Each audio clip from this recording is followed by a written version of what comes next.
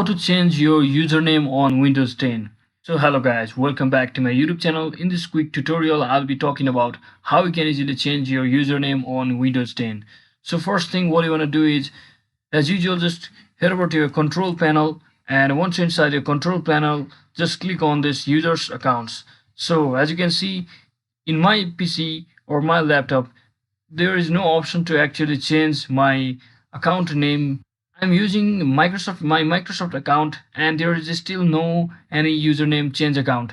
So if you also don't see this change your username link over here, then what you need to do is just head over to your keyboard and just search in for Windows R, and once you do that, just search in the following keyword which I have shown you on the screen.